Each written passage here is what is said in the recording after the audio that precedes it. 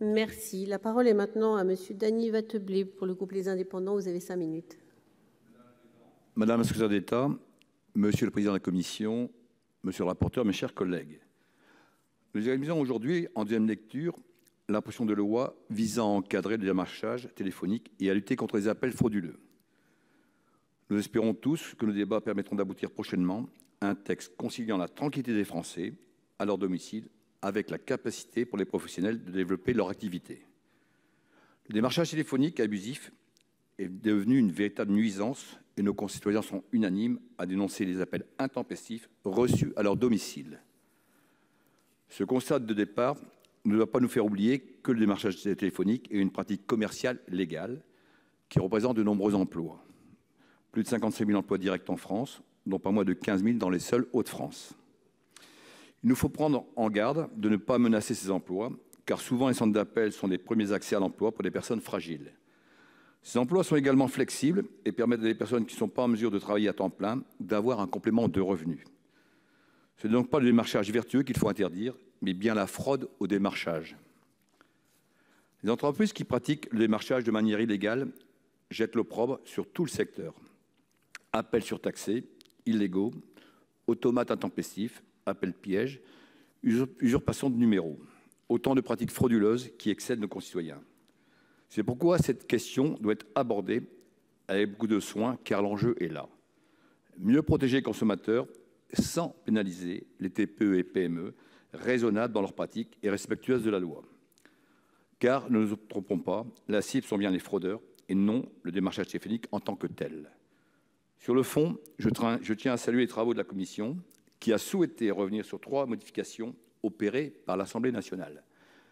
Tout d'abord, nos collègues députés ont interdit le démarchage téléphonique aux professionnels qui vendent des équipements ou des travaux destinés à des logements ou permettant la réalisation d'économies d'énergie ou la production d'énergie renouvelable.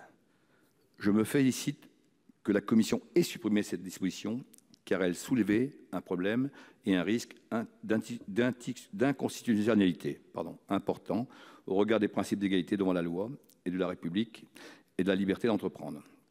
Enfin, l'Assemblée nationale a adopté des dispositions nouvelles sans aucun lien avec celles restant en discussion qui visent à imposer aux opérateurs de filtrer les appels internationaux qui utilisent frauduleusement un numéro national et de mettre en œuvre un mécanisme d'authentification des appels.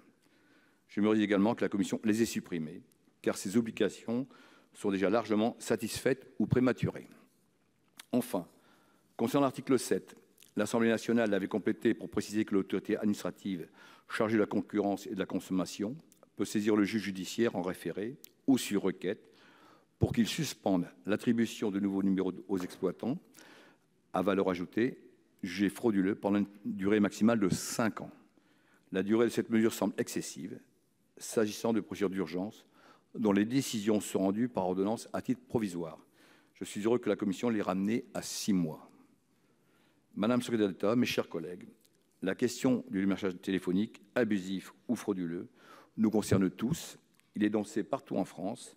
Aussi, face à l'exaspération légitime de nos concitoyens, liée à ce démarchage excessif et peu scrupuleux, il était de notre devoir d'agir, mais agir avec prudence, car tout démarchage n'est pas condamnable.